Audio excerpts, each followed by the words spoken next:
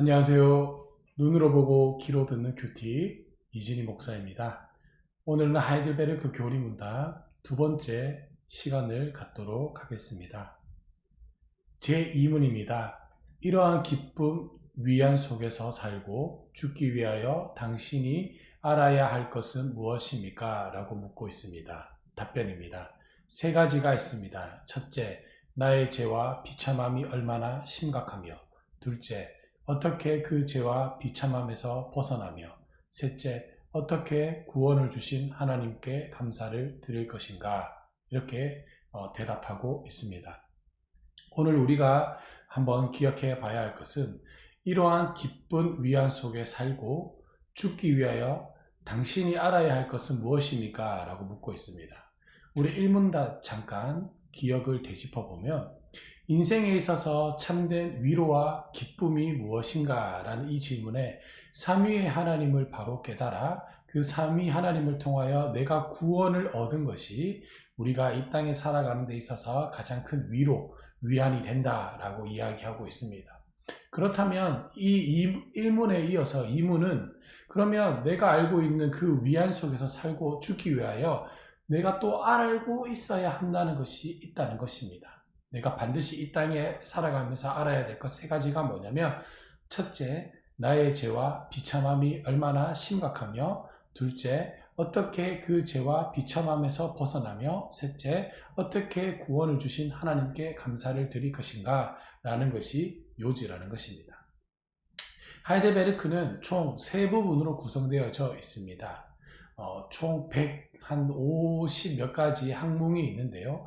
그 항목들 가운데 첫 번째는 비참함에 대해서 설명하고 또 중간 부분은 그 비참함에서부터 어떻게 벗어나야 하며에 대해서 설명하며 나머지는 어떻게 감사를 드리며 이 땅을 살아갈 것인가 라는 것이 하이델베르크의 총 핵심 요지를 줄였다 이렇게 볼 수가 있겠습니다.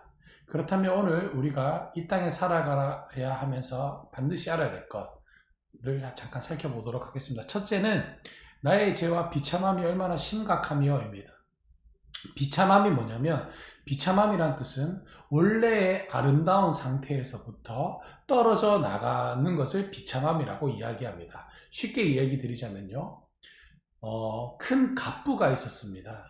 엄청난 돈을 소유하고 있는 그 갑부가 하루아침에 거지가 되는 것. 네, 그것을 가르쳐서 비참함이라고 이야기합니다. 그렇다면 저와 여러분들이 참된 위안 속에서 살고 죽기 위하여 알아야 될 것이 첫 번째가 뭐냐면 나의 죄와 비참함이 얼마나 심각한지를 알아야 한다는 것입니다. 하이델베르크는 사람의 인생이 죄와 비참함의 연속이다 이렇게 이야기하고 있다는 것입니다. 그러면 저와 여러분들이 왜 비참함의 연속일까요? 우리는 하나님께서 에덴 동산을 지으시고 그 속에 아담과 하와를 그 에덴 동산을 관리하는 청지기로 세우셨습니다. 에덴의 동산의 모든 것을 마음대로 하게끔 하셨어요. 그런데 아담과 하와가 하나님처럼 되고자 하여 하나님께서 명령하신 선악을 알게 하는 나무를 먹지 마라 하셨음에도 불구하고 아담과 하와가 하나님이 되고자 하여 그 열매를 먹었습니다. 그래서 하나님으로부터 관계가 끊어지고 하나님께서 만들어 놓았던 그 완전한 에덴의 동산에서부터 벗어나 떠나서 살게 됐다는 것이죠. 그것이 바로 비참이라는 겁니다. 그것을 먹고 에덴 동산에서부터 떠나는 순간 저와 여러분들은 비참함의 시작이고 그로부터 죄의 종노릇하며 살아가게 된다는 것입니다. 그것이 바로 죄와 비참함이고요. 둘째, 어떻게 그 죄와 비참함에서 벗어나냐 이렇게 이야기하고 있습니다. 벗어날 수 있는 방법이 있다는 것입니다. 죄와 비참함에서 벗어나는 방법 저와 여러분들은 잘 알고 있죠.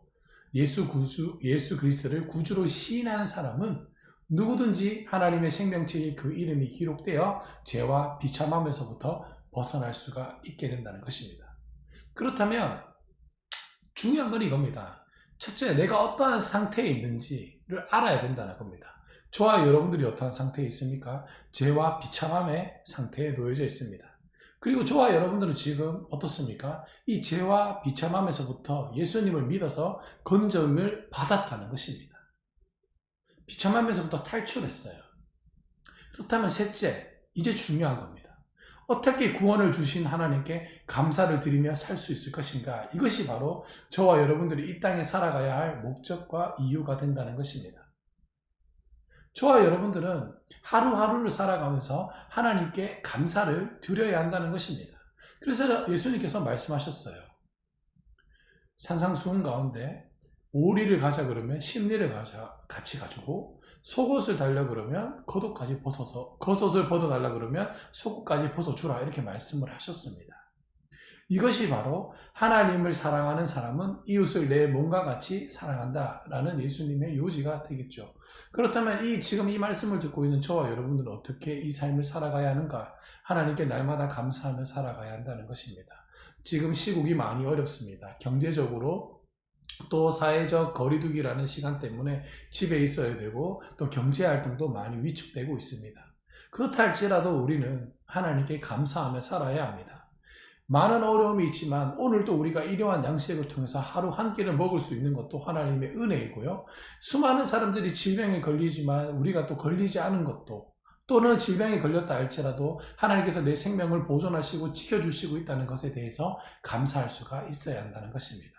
오늘 이 말씀을 들으는 모든 사랑하는 성도님들, 또 사랑하는 부모님들, 또 사랑하는 선생님들, 우리 사랑하는 학생들, 이 말씀을 기억하면서 내가 어떠한 상태에 있으며 이것을 지금 어떻게 벗어났으며 이제는 하나님께 감사한 삶을 어떻게 살아야 하는지를 기억하시는 귀하고 복된 우리 모두가 되기를 주님의 이름으로 간절히 소망하며 축복합니다. 아멘.